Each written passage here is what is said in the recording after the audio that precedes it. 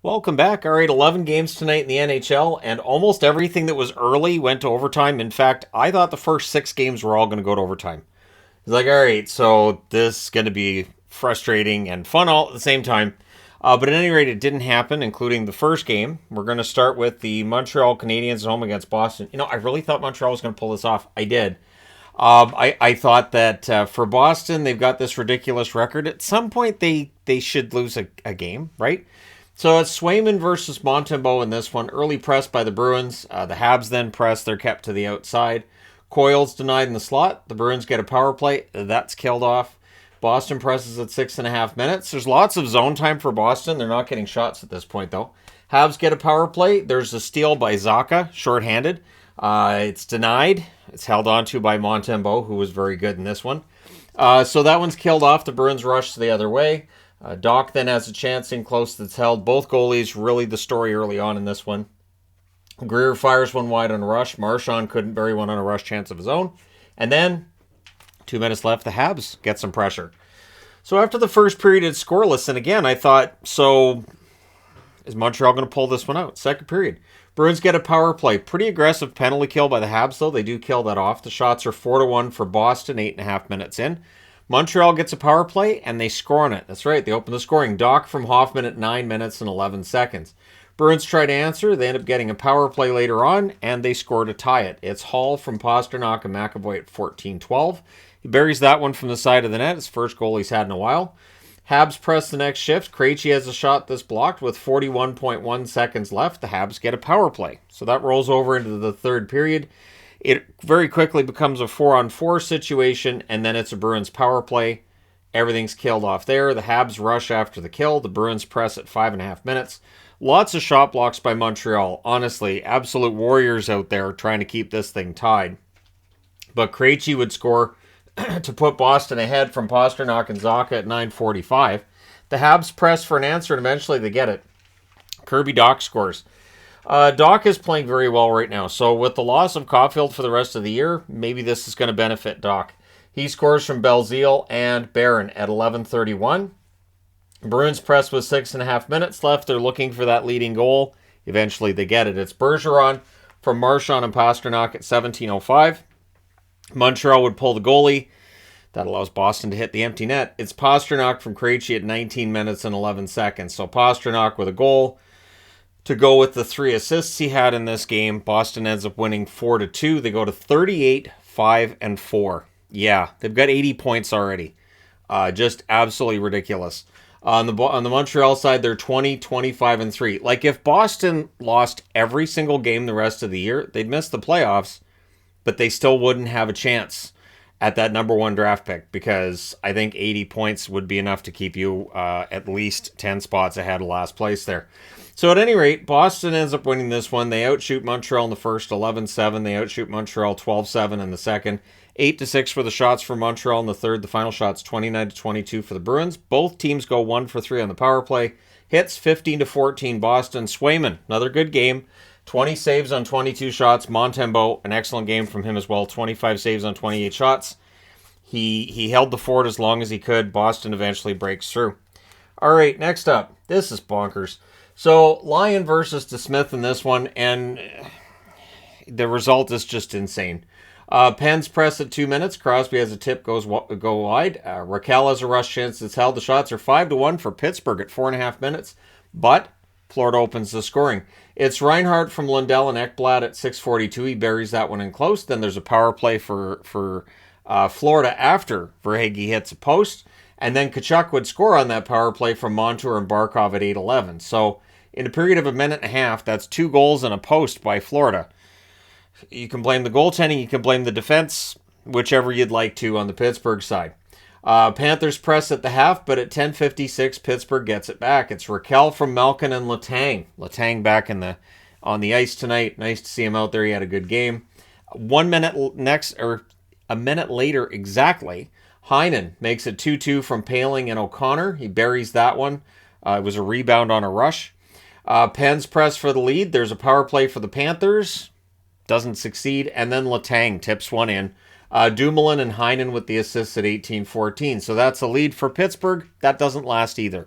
Verhaeghe scores at 19-19 on a race that Casey DeSmith lost for the puck. So we're going to the second period with this game tied at 3. Second period, early jump for the Penguins. The shots are 5-3 though for the Panthers 5 minutes in. Penguins get a power play. That's killed off. Lundell has a rush chance that's saved. The Panthers press at 8.5 minutes. There's another power play for the Penguins. That leads to a shorthanded goal. Florida gets that. It's Ekblad from Reinhart and Tkachuk at 10:34. They kill off the rest, and then Florida gets a power play. That's killed off. The Penguins would get another power play with 1:32 left. They score on that one. It's Crosby on the power play from Gensel and Petrie at 19-19. So after 2 periods, it's 4-4. Third period, shots are 5-0 for Pittsburgh at 3 minutes. They wanted this one over. Gudas has a nice deke and a shot saved, and then at 4:10, it's Colin White. Buries it from the slot. Cousins and Lomberg with the assists. That lead lasts until 10:29 when O'Connor scores from Paling and Heinen. The Penguins then get a power play, and they score on it. It's Malkin from Crosby and Letang at 14:30. So that makes the score 6-5. And then at 17:28, Verhaeghe says, I'll take that, and I'll score, and he does. And it makes it 6-6. We're going to overtime. Panthers control, but they turn it over. Malkin has a shot that's saved. Letang's denied. The Penguins get a power play. They call a timeout. Whatever they discussed worked. At 4:06, they score on the power play. It's Letang with the game winner from Malkin and Crosby. So your final score is 7-6 in overtime for Pittsburgh. They go to 24-15-8 with the win. Florida 23-21-6 with the overtime loss.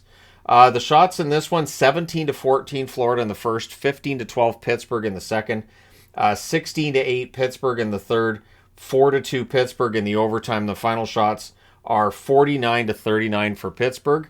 Power plays, Florida 1 for 3, Pittsburgh 3 for 5. Hits were 27-27. Lyon saves 42 out of 49. DeSmith saves 33 out of 39. And you have to wonder if Jari had been in net if this would have been a regulation win, but it ends up being DeSmith. Penguins get the 2 points, though, so they're not going to complain. They get their 2 points. All right, next up. LA, the Kings in against Philly. I guess the Kings did remember that Philly beat them at home, so revenge, you know, all that. It's Copley versus Hart in this one. Early jump for the Kings. The Flyers press, but they don't get shots out of it. Danault has a net feed. That's held. There's a delay of game call. Gives the Flyers a power play. They're kept to the outside. That's killed off. But JVR scores. So Van Riemsdyk gets a goal from Tippett and Provorov at 5:50. 8.5 minutes in, the shots are 8-4 for LA. So this is the other goaltender kind of sort of stealing it. Kings, though, they get a power play and they score on it at 9:21. It's Kopitar from Fiala and Doughty. It took 4 seconds. And that's how you have an efficient power play. At 10:27, Philadelphia gets the lead back. It's Allison from Hayes and Provorov. But at 11:40, the Kings tie it again. It's Kopitar from Kempe and Byfield. So lots of scoring in first periods today. Normally it's the second periods, but today they decided it was the first period, at least in the early games. Kings press with 7 minutes left. They also get a power play. That was killed off. 1:45 left. The Flyers get a power play. So that rolls over into the second period.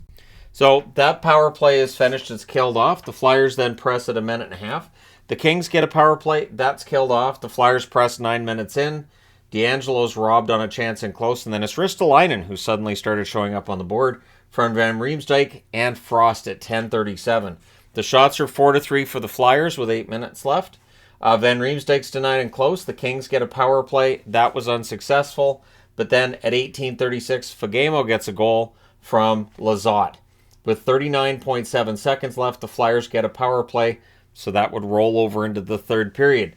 The Kings finish the kill. The shots are 4-2 in favor of the road team, the Kings, at 6 minutes. Doughty has a tip shot. That's held. The Kings press at 7 minutes. Flyers press with 9.5 minutes left. Sealer has a chance. It's held. Kings press with 5.5 minutes left. We're going to overtime. So in overtime, the Kings control early. Kopitar has a chance. It's held. Near miss for Kopitar after that. Lawton was denied on a rush. And then the puck goes the other way. The Flyers felt, I think it was a trip that they wanted. They wanted a power play anyways. They weren't happy. Fiala ends up scoring all alone at 1:09. And the Flyers felt there should have been a call on that one. So your final score is 4-3 in overtime for the Kings. They go to 27-17-6. For the Flyers, 20-21-8 with the overtime loss. The shots in this one, 14 each in the first period, 11-7 LA in the second. 10-9 LA in the third, 3-1 LA in the overtime. They do outshoot Philadelphia 38-31 in this one. Power plays, LA 1 for 5, Philadelphia 0 for 3. The hits, 30-13 for Philadelphia. Copley saves 28 out of 31. Hart saved 34 out of 38. So, entertaining game, solid, overtime, all that fun stuff. And LA gets the win back. All right, next up. Minnesota in against Tampa. So again, with Minnesota, I think there's reasons to be concerned. This is a tough road trip, though.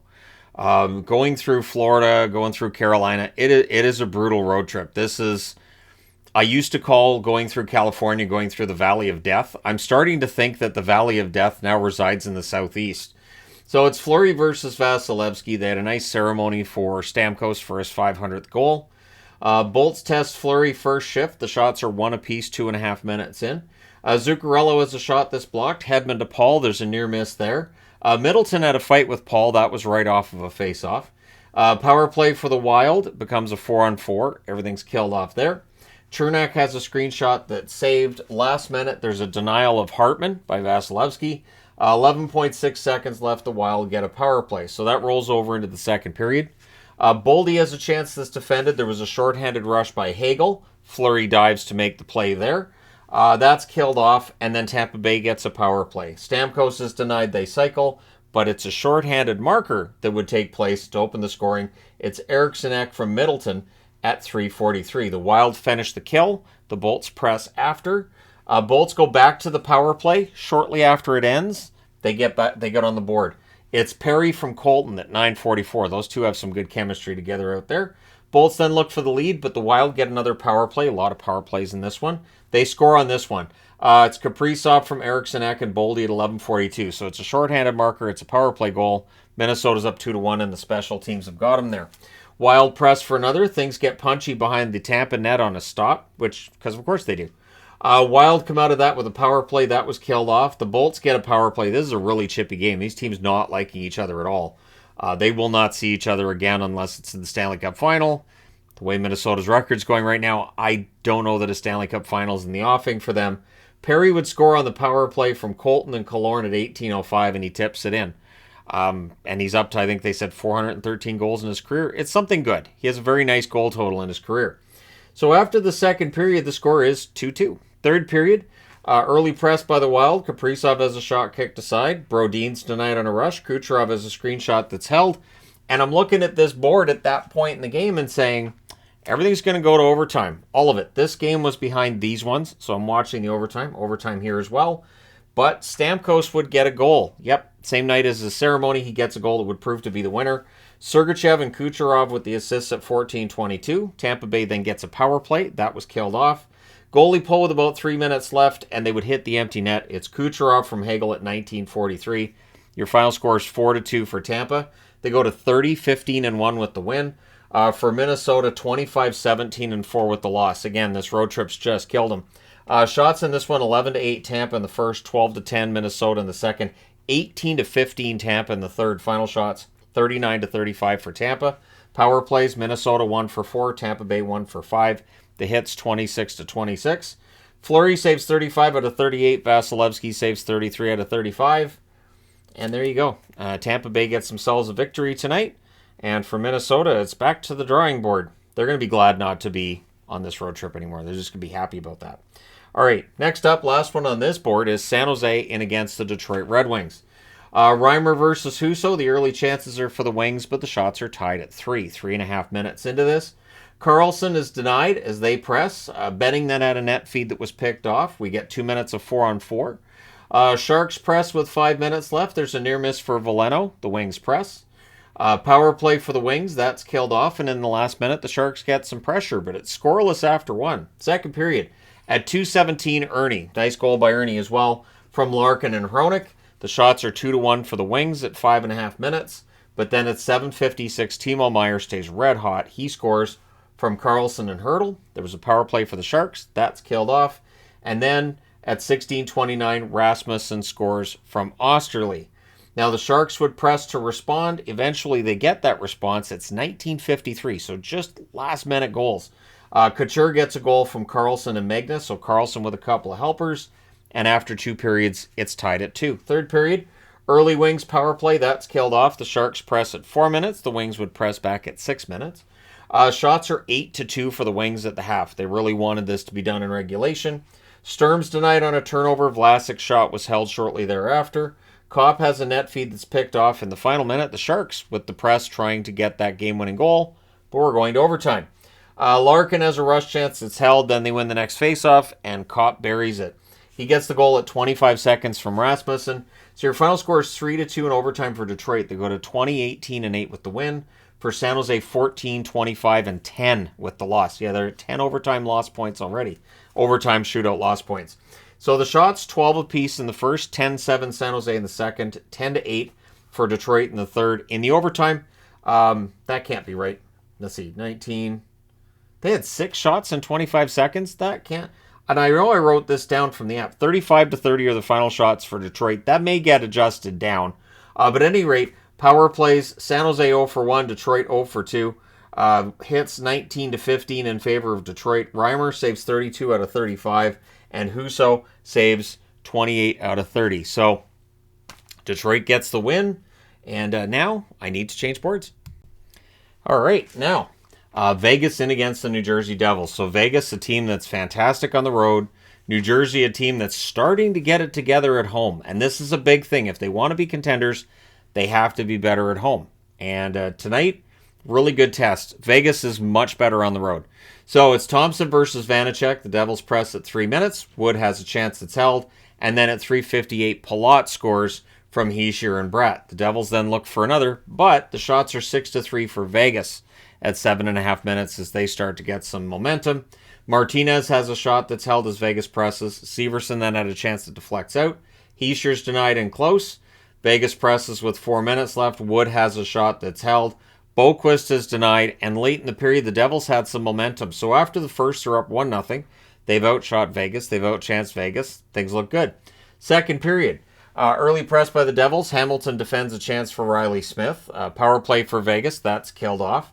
Devils press at 8 minutes. There's a near miss for Tatar. Vegas rushes. And Hutton. It was a beautiful goal by Ben Hutton. He does this every now and then. He gets a goal at 12 minutes from Hagen Stevenson. And it was a brief press by Vegas, and he just wires it. Eichel has a rush chance then that catches the post. He sure had a chance that kicked aside. And then Carlson pokes one across the line at 14:31 from Marchessault and Smith. So a game that New Jersey had been in control of for portions of, and they were playing really well. And with 2 goals in 2.5 minutes, suddenly Vegas is up 2-1. Devils, though, they press for an answer with 1:37 left. Vegas gets a power play. That rolls over into the third period, where the Devils would finish the kill.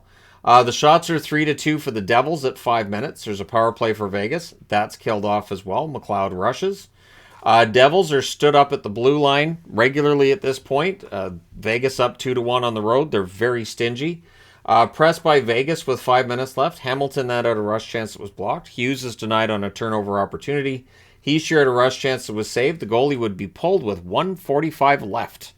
And then on a rush, after some almost for Vegas for that empty net, Hamilton scores on a rush, deflects it in from Hughes and Bratt at 18:50. And all of a sudden, it's tied at 2. We're going to overtime. In overtime, early control for Vegas. Bratt takes over and sets up. The Devils end up drawing a power play, and they score on it. It is Hamilton from Hughes and Vanacek at 3:54. That's right, Vanacek with the secondary assist. And so in overtime, your score is 3-2 in favor of New Jersey. They go to 31-12-4 with the win. Vegas 29-17-3 with the overtime loss. The shots in this one, 15-10 New Jersey in the first, 10-9 Vegas in the second, 10-8 Vegas in the third. In the overtime, all 4 shots belong to the Devils. Final shots, 36-30 for New Jersey. Power plays, Vegas 0 for 3. New Jersey was 1 for 1, so that's efficiency for you. Hits, 21-17 Vegas. Thompson saves 33 out of 36. He was very good in this game, too. Vanacek saves 28 out of 30. So, yeah, Vanacek, not bad. Pretty good game, and for New Jersey, they get themselves a win at home. Next up, Buffalo. I don't know how to... This game is like 2 games for 1 here. So it's Luukkonen versus Binnington, and on their second shot, Buffalo scores. It's Skinner from Thompson and Okposo. He just buries it from the slot. And then at 1:25, absolutely awful defense by St. Louis leads to this. Tuck scores from Skinner and Jokiharju. So that's where Craig Berube calls a timeout, informs his players that they suck. Which had mixed results, at least early on. The shots are 4-3 for the Sabres at 4 minutes. Remember, 2 of those have gone in. And then, on their 7th shot, Owen Power would score his 2nd in the same number of games from Peterka and Thompson at 9:07. Sabres then press with 9 minutes left. They end up getting a power play. That's killed off, but that's as perfect a road period as you're going to see from Buffalo, and as terrible of a home period as you're going to see for St. Louis. Second period, early rush chance for Buffalo, and it goes in. It's Tage Thompson from Tuck and Samuelson at 1:10. It's 4-0. This looks like it's going to be a laugher. Shots are 2 apiece at 3 minutes, but then at 4:33, Barbashev slides one under Luukkonen. Luukkonen just misses it. Krug and Falk with the assists. The Blues press for another. Eventually they get it. At 7:56, it's Schenn from Falk and Krug. He wires that one on a rush. So suddenly it's 4-2. Sabres try to answer. The fans are really into it at this point. Shots are 6-4 St. Louis at the half. We get a power play for St. Louis as well in the second half of the period. That was killed off. We go to the third period. Early press by the Blues, and they score. It's Kyrou from Saad and Leddy at 47 seconds. So suddenly it's 4-3. The Blues are pressing. They're looking for more. Krebs got shaken up. Looked like he jammed his wrist on the play. Hopefully he's fine. Tarasenko has a rush chance that's held. There's a good back and forth at 5 minutes. The shots are 3-1 St. Louis at 8 minutes, so they're definitely pressuring. We get 2 minutes of 4-on-4. The Blues press with 6.5 minutes left. Saad's denied on a rush. Sabres hanging on with 5 minutes left. You know that feeling of, can you go to the other end? No, you're okay. All right, cool. Goalie pull with 2:15 left. Tarasenko has a shot that's gloved and held by Luukkonen. 1:46 left. The Blues get a power play on a face-off violation. Face-off violation penalties can be, well, they can be kind of mean. What's interesting is the referee announces it as a Blues penalty, not a Sabres penalty, which had the Blues all up in arms like, are you kidding me? But yeah, so the power play is for the Blues. That makes it a 6-on-4, which means that from center, Dylan Cousins can hit the empty net. He gets the empty netter and shorthanded goal at 19 minutes. And that means that Buffalo holds on. They win this one 5-3. They go to 25-19-3 with the win. With the loss, St. Louis 23-22-3. So rough loss for St. Louis against a team you're looking to beat at home. Shots in this one, 14-10 Buffalo in the first, 12-8 Buffalo in the second, 10-5 St. Louis in the third. Final shots 31-28 Buffalo. Both teams were 0-2 on the power play. Hits were 18-13 for St. Louis. Luukkonen saves 25 out of 28. Bennington saves 26 out of 30. So overall, Buffalo basically gets that 4-goal lead and then sits on it, which is an interesting strategy. I wouldn't recommend it beyond this game. It worked okay tonight, but don't bet on it again. All right, Winnipeg in against Nashville. This was a battle of the goaltenders. Both goaltenders were fantastic in this one. So, Hellebuck versus Saros. It wasn't a fantastic start for Nashville in that at 48 seconds, Dubois scores from Perfetti and DeMello. So it's 1-0 Winnipeg. The road team has the lead. Preds get a power play. That's killed off. Morrissey has a shot that's blocked as the Jets press. The shots are 4-3 for Nashville, 5.5 minutes into this. Wheeler has a chance that's saved as the Jets press. The Jets get some more pressure with 7 minutes left. Long stretch without a whistle, and Hellebuck was really fantastic in the first, saving all 13 shots he faced. Second period, Nashville comes out guns a-blazing. They're out shooting Winnipeg 5-0, 2.5 minutes in. We get a power play for the Jets. That's killed off. The ref is informed that he sucks. It's important that he knows. He might not know otherwise. There's no easy entries for the Jets either. Really solid defense at that point by Nashville, who had a fantastic second period. McDonough defends a chance for Connor, and then Glass would tip one in. Yossi with the assist at 13:49. It's suddenly tied. The Preds honestly controlled the period. I think the Jets were lucky. It was just the one goal to that point. Jets look to answer. There's a power play, though, for Nashville. That's killed off. And then the Jets get a power play in the final minute. There's 1:03 left in that power play to start the third period. Dubois is a blast that's saved. The Predators do finish the kill. They only allow 3 shots. Ekholm then fires one high as the Predators are pressuring for another. Scheifele's denied on a fast break. The shots are 2 apiece at 4.5 minutes, and then at 5:38, it's Jeannot scoring from Novak. So Jeannot, who's been struggling to get goals, maybe he's going to start picking it up in the second half. There's a power play for Nashville. The Jets do not let them get set up. They kill that off. Goalie pull with 2:04 left. Morrissey saves a Granlund shot. Would have been an empty netter there. 19.3 left. An icing by Nashville. Post for Ehlers. And then with 5 seconds left, the Jets get a power play. But the Preds hang on. And then to celebrate, everybody punches each other. Not Nashville players. They pick Jets players to punch because it's weird if you punch your teammates when you win. The final score is 2-1 in favor of Nashville. They go to 23-18-6 with the win. Winnipeg 31-17-1 with the loss. The shots in this one, 15-13 Winnipeg in the first. 18-5 Nashville in the second. 13-10 Winnipeg in the third. Final shots, 41-33 for the Preds. Power plays, Winnipeg 0-3, Nashville 0-2. Hits 29-19 for Nashville. Hellebuck 39 saves on 41 shots. Saros 32 saves on 33 shots. So when guys get a penalty at the end of the game like that, shouldn't they just sit them in the box and then have a stopwatch for 2 minutes or 5 minutes or however long? The referee's like, you know what you did? Get in the box. Now I got a stopwatch here. Get in the box. Anyways, just talking out loud. Now I need to change boards. So, tale of 2 games here as well. Not the only tale of 2 games we had tonight, of course, but man, Anaheim and Arizona, this game ended up being far more entertaining than it had any right to be. Stolarz versus Ingram, the shots are 4-2 for the Ducks at 4 minutes. Ingram was sharp and very busy in the first half of the period. I think the shots were 14-5 at the half, something like that, but Arizona then has some shots in the second period. Coyotes get a power play, that's killed off. And then at 17:38, so late in the period, Vetrano scores from Terry. Coyotes look to answer. Keller was denied. The Ducks clear it out. In the last minute of the period, there was some pressure by Arizona, but they come out of that first period down 1-0 to the Ducks. Second period, early jump for Anaheim. Vetrano beats out an icing. Terry would then score a goal from Fowler and Jones at 3:34. Cam Fowler had a great game. And Valimaki gets a 5-minute slash during that play. So before that goal, it was a delayed penalty.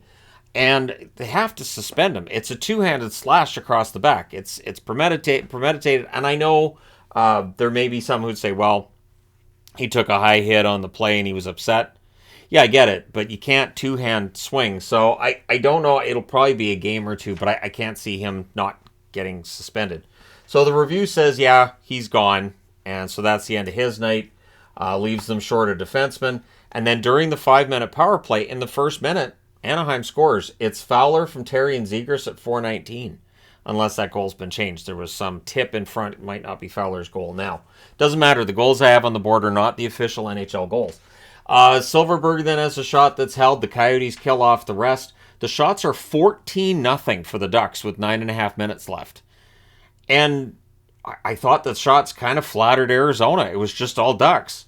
Coyotes, I thought the worst game they've played this season. Maybe the best game that Anaheim's played all season, wrapped up in one. There's a power play for Arizona that's killed off. The Coyotes then press with 2.5 minutes left. And there's a near miss for Keller from a sharp angle. So after the second period is 3-0. They did even up the shots a bit, but the shots in this game are really deceptive. Third period, early jump for the Coyotes. Bjugstad has a shot that's saved. Ducks are pinned down. It's all Coyotes.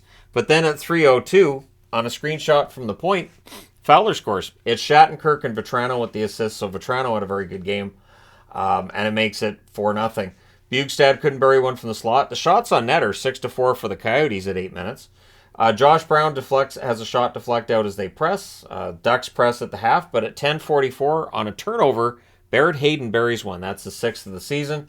6:37 left. The Coyotes get a power play and they score on it. It's Nick Schmaltz from Hayden and Chikrin at 14:34. So it's 4-2. Now you pull the goaltender. They do that, and Henrique hits the empty net from Silverberg at 16:39. The only other thing worthy of note here, Comtois and Josh Brown, I don't know what they said, but they both got 10-minute misconducts. They were done for the night. The Coyotes were done for the night too. They lose at home 5-2. In one of these games, we'll call a Bedard Cup. So for Anaheim, they're 14-29-5 with the results tonight. They actually pass Chicago. They move out of the cellar in the West. Arizona 15-28-5, getting real close to that cellar with the way things have been going lately. So the shots, 16-12 Anaheim in the first, 16-11 Anaheim in the second, 16-11 Arizona in the third. Final shots, 43-39 for Anaheim. I'll quote Tyson Nash. I don't know how in the heck Arizona got 40 shots tonight. No idea. The power plays, Anaheim 1 for 3. Arizona won for 4 of the hits, 18-17 Arizona. Stolar saves 37 out of 39. Ingram saves 38 out of 42. I always pause if I'm going to cough, too, because I don't think people want to hear that. All right, so Capitals in against Colorado. There was kind of a 2 games in 1 in this one, too, but not as bad as that one. So it's Kemper versus Georgiev. The shots are 1 apiece at 2.5 minutes. Eventually, Colorado opens the scoring. It's Lehkonen, beautiful goal, too. McKinnon and Taves with the assists at 8:57. The Caps get a power play. That's killed off with 1:56 left. The Caps get a second power play, which also was killed off by Colorado. So they come out of that first period outshot, but they come out of that first period with the lead. Second period at 2:04, a goal from a distance that's tipped in front. Cogliano with the tip on the McDermott shot. The secondary assist to O'Connor at 2:04. Avs have momentum. They seek another, but a screenshot ends up going in. This was tipped as well. It's Sherry from Fir Avenue and Mantha at 4:48. The shots on net are 7-2 for Colorado at 9 minutes. Caps press the Avalanche block. Orlov hits the side of the net. Johansson's denied and close. Georgiev holds on, leads to some pushing because you got to push. Mantha has a shot that's held. Caps with some momentum, and then against that momentum, Colorado scores to make it 3-1. It's Newhook from O'Connor and Girard at 15:39. Gustafson's then denied on a net drive. Protas has a shot that's saved after that. O'Connor then had a rush chance that was blocked after 2 periods. It's 3-1 in favor of Colorado. Third period. McKinnon tips one wide early. Teams are exchanging turnovers early in the period. Caps had the only shot on net at 4.5 minutes. There's a press by Washington at 8.5 minutes. Wilson had gotten hurt in, I think they said, the first period. Remember, 10 games on at the same time. So Wilson got hurt, still out, didn't return to the game. So the Capitals get one back. It's Ovechkin from Strome at 9:44. That's number 811 in the career of Alex Ovechkin. He's 83 behind Gretzky, and he buried it from the spot. You know the spot. He buried it from there. Caps press with 9 minutes left. There's more pressure by the Capitals with 4.5 minutes left. The shots are 12-3 with 4 minutes left in favor of the Caps. And the Avs would not get another shot. Obe-Kubel has a shot that's held. The goalie pull happens with 2:10 left. 1:53 left. Icing by the Avs, which means the Caps call a timeout to try to discuss this. What are they going to do? Gustafson had a cross-ice chance after that. Absolutely robbed. Absolutely robbed by Georgiev. I don't know how Georgiev didn't pull something going across the crease to make that save. And the Avs hold on. Georgiev holds on. Your final score is 3-2 for Colorado. They go to 26-17-3. Really, now they're back in the playoffs, and they look like they want to go higher. Remember, Minnesota lost tonight, so they're getting closer to that third spot. For the Capitals, 25-19-6 is their record on the season. So shots in this one, 13-9 Washington in the first, 14-11 Colorado in the second, 15-3 Washington in the third. Final shots 39-26 for the Caps. Power plays, the Capitals are 0 for 2. Colorado never had a power play. Hits 22-18 for Washington. Kemper saves 23 out of 26. Georgiev saves 37 out of 39. So for anybody who's waiting for Georgiev to fall apart, you're still waiting. He still hasn't fallen apart yet. All right, last game of the night. So let me get this straight. So you hang out your coach to dry, and then the idea is that this is an easier schedule, so Tocchet's going to get a good record. So the record's bad, and now they're going to win enough games that they won't have a shot at Bedard. Am I getting this right? They're selling us on a rebuild and also making sure they can't draft Connor Bedard. I'm just letting this sink in. It's one of those things, right? Where for fans of teams like Arizona and Anaheim, you're like, hey, we can get a shot at Bedard. Well, Vancouver fans would like a shot. Management's deciding no. You want to do a rebuild, and you want to do it right. You make sure you don't get the number 1 draft pick. So it's Mrazek versus Dealey in this one, because they've been talking about, Tocchet's going to bring in structure, and it should help. And I'm thinking, oh, that's not going to help. That's going to make sure they can't draft Bedard. All right, so early Canucks power play. The Hawks don't let him set up. That's killed off. Lazar has a chance that's held. The shots are 4-1 for the Canucks at 4 minutes. Canucks get another power play. That's killed off. The shots are 14-3 for Vancouver at the half because it's Chicago. This is what they do. Murphy versus Dries takes place. I commend Sheldon Dries for having the courage. He's a smaller guy. The Hawks get a power play. That's killed off. Garland is denied on a fast break. The Hawks then get some pressure, and they score. It's Kane from Caleb Jones and Domi at 17:49. That was their 6th shot. Vancouver had 20. So, right? Miller then has a shot saved as the Canucks press. We're going to the second period with a 1-0 Chicago. In the second early power play for the Canucks, there's a post for Kuzmenko. That's all killed off. The Hawks press at 6 minutes. Kurashev has a chance to kick aside. And then at 7:02, Kuzmenko scores from Mikheyev and Pettersson. So that's a pretty solid trio right there. Canucks press for another. We then had a fight between Domi and Joshua. Domi's given the instigator, meaning he's off the ice for 17 minutes. That's the penalty kill is killed off because, of course, the instigator means the Canucks have a power play. The Hawks cleared out, and then Lafferty at 12:06 puts the Hawks ahead again from McCabe and Seth Jones. The Canucks are a post away from a 2-2 draw.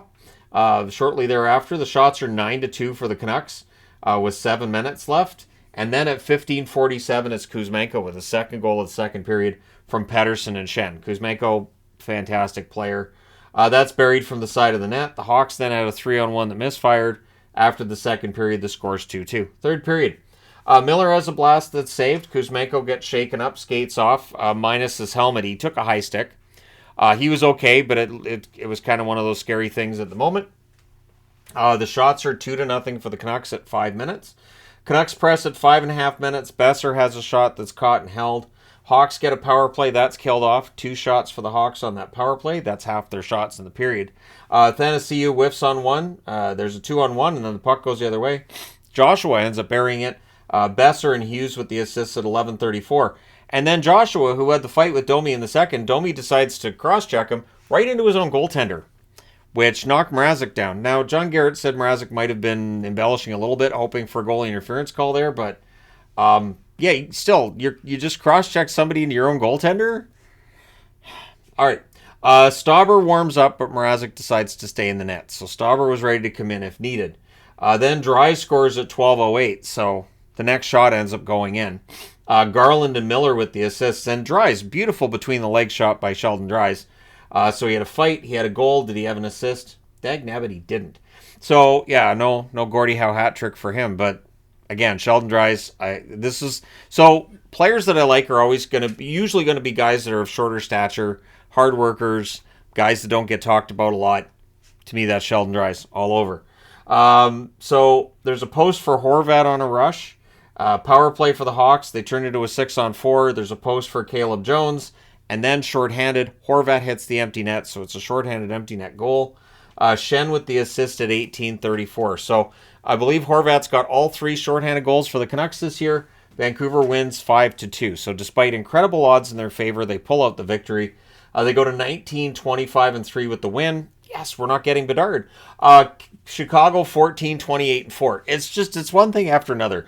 So the shots the shots are 21-6 Vancouver in the first, 14-4 Vancouver in the second, 13-4 Vancouver in the third. Final shots 48-14 for Vancouver. Power plays Chicago 0-3, Vancouver 0-5. So the penalty kill 3-3 tonight. We'll keep an eye on that now that Tockett's in charge. Hits 23-21 Vancouver. Delia saved 41 out of 45.